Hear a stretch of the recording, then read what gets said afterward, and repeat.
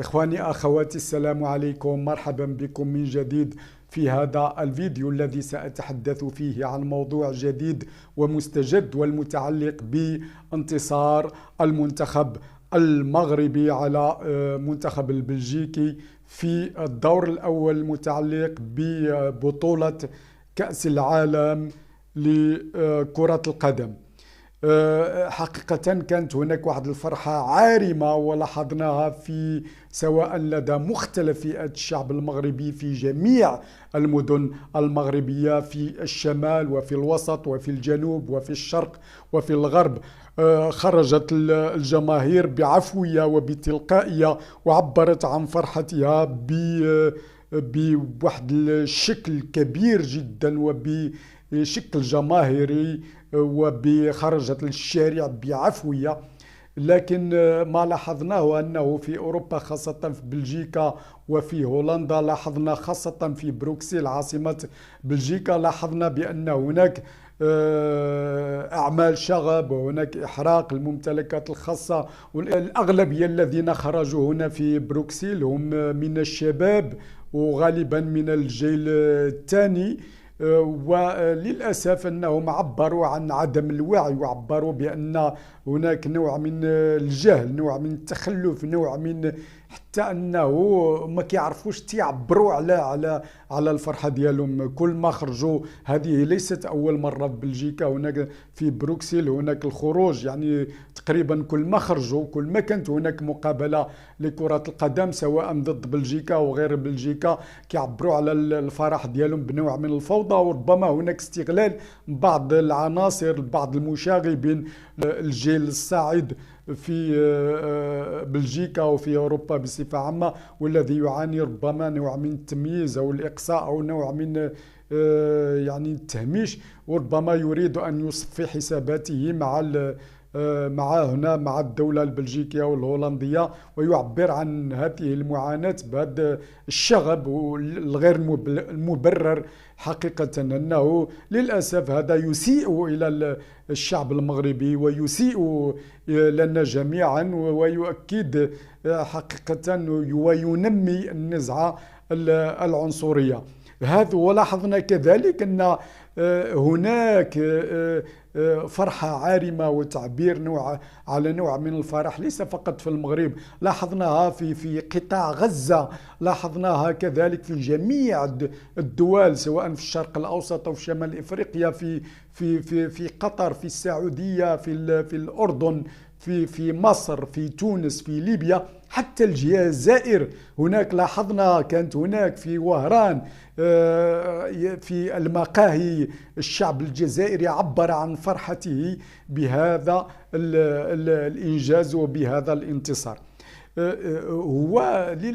أنه حقيقة يجب التمييز، خصنا نميزوا بين ما هو سياسي وبين ما هو رياضي وبين ما هو، لأن الشعب يفتقد إلى الفرحة.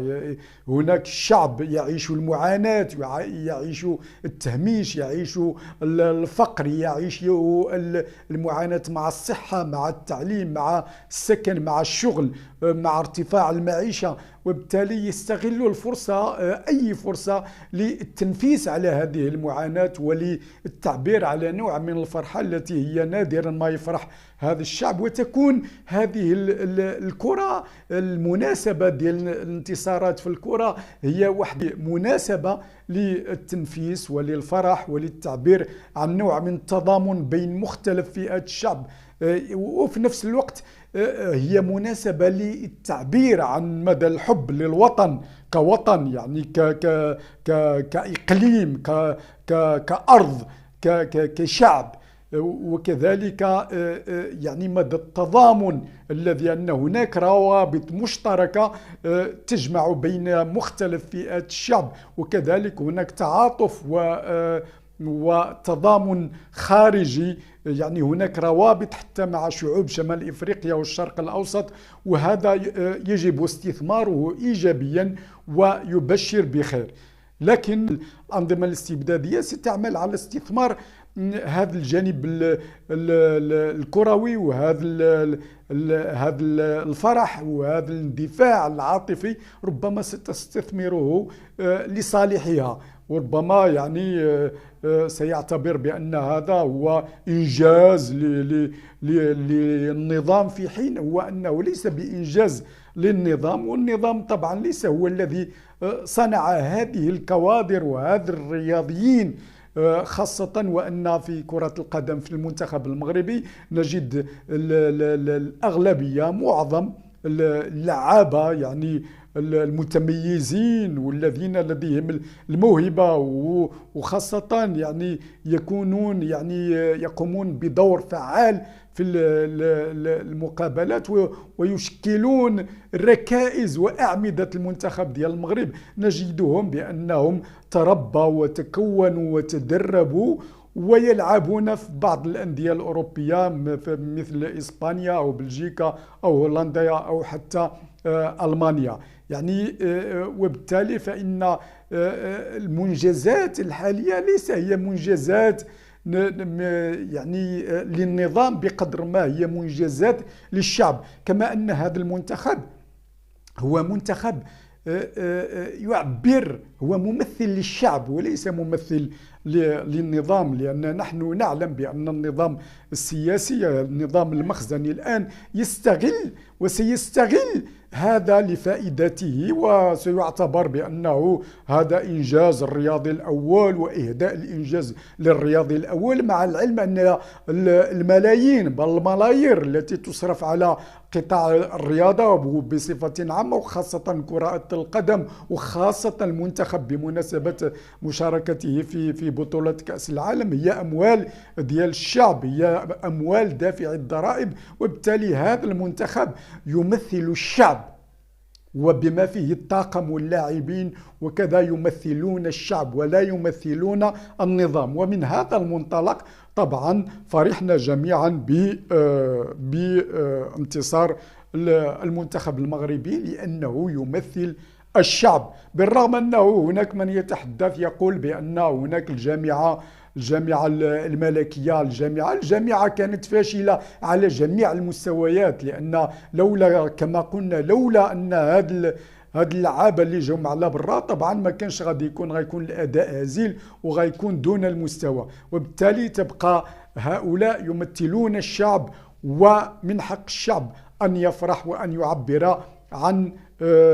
فرحته. ولأن حتى بالنسبة للدول الأخرى هناك نجد في السعودية هناك انتهاكات حقوق الإنسان، هناك معتقلين سياسيين بالآلاف، هناك إعدامات، هناك حتى الحكم بالإعدام، لكن الشعب يتضامن مع المنتخب، يشجع منتخبه، يعبر عن مواطنته، يعبر عن روحه الرياضية وروحه التضامنية عندما يتعلق بكرة القدم. فهو ليس إنجاز للأنظمة، وإنما رغم أنها تحاول استثمار هذه الإنجازات لصالحها، إلا أن هذا الإنجاز هو إنجاز للشعوب، ويتعلق الأمر ببطولة ديال كأس العالم بتنافس كروي عالمي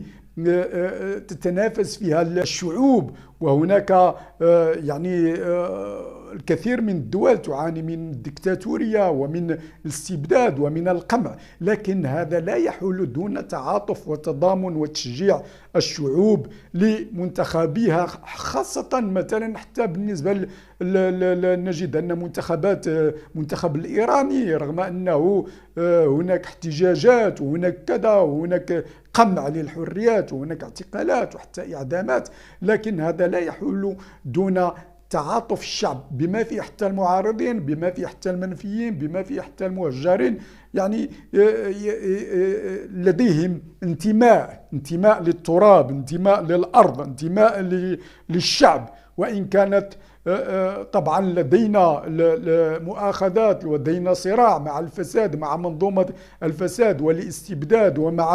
ومع القمع ومع انتهاك حقوق الإنسان ومع المحاكمات والاعتقالات السياسية، إلا أن هذا لا يحول دون التضامن مع المنتخب الذي نرى فيه بأنه تجسيد للشعب وتمثيل للشعب وتمثيل والإقليم والشعب الذي يعتبر مكونان أساسيان للدولة، بغض النظر عن موقفنا من النظام السياسي. وإذا كان النظام السياسي يسعى إلى استغلال، أنه بغى يستغل هذه الإنجازات الكروية وهذه الانتصارات التي يحققها المنتخب لصالحه، نحن بدورنا نعتبر هذا انتصار للشعب وليس الانتصار للنظام. وعلينا أن نستثمر هذه الروح التضامنية وهذه الوحدة وهذه الروح الوطنية، يجب أن تستثمر ليتضامن الشعب بنفس الوتيرة وبنفس الحدة وبنفس الحماس لانتزاع حقوقه وانتزاع حريته والدفاع عن كرامته. هذا ما نسعى إليه من خلال تأييدنا وتضامننا وفرحتنا بهذا المنتخب، بهذه الإنجازات ديال هذا المنتخب. وبالتالي ما يمكنش نكونوا احنا أن ما عندناش نعارض السياسات، نعارض النظام، ضد النظام الاستبدادي،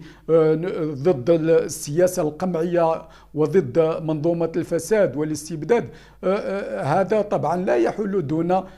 تضامننا مع الشعب وتبنينا للمنتخب. لهذا أتمنى أن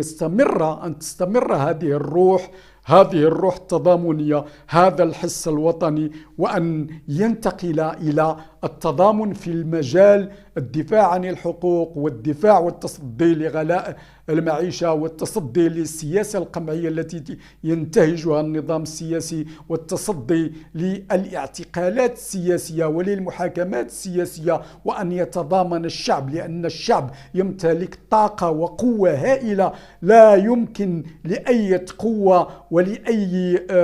نظام أن يتغلب على الشعب إذا استثمرنا هذه الطاقات وهذه الروح وهذا التضامن في التصدي لمنظومة الفساد والاستبداد والقمع، ومطالبتنا بحقوقنا المشروعة وتحقيق مقومات دولة الحق والقانون، وفي انتزاع الحقوق والحريات والكرامة والعدالة الاجتماعية. وبهذه المناسبة أستغل الفرصة لأطالب الجميع وأطالب جميع الفئات الشعبية أن تنزل للشارع يوم 4 دجنبر الحد المجي. هناك مسيرة وطنية في الرباط للاحتجاج على سياسات الحقرة، سياسة القمعية، وعلى ارتفاع المعيشة وللدفاع عن الحقوق المشروعة وانتزاع الحرية والعدالة والكرامة الاجتماعية. لهذا يجب أن نحافظ على هذا التضامن وعلى هذه الروح النضالية والروح الوطنية، ويجب أن نخرج جميعا نهار 4 دجنبر 2022، يعني يوم الأحد، في الرباط، لنعبر جميعا بكرة القدم لن تلهينا عن المطالبة بحقوقنا المشروعة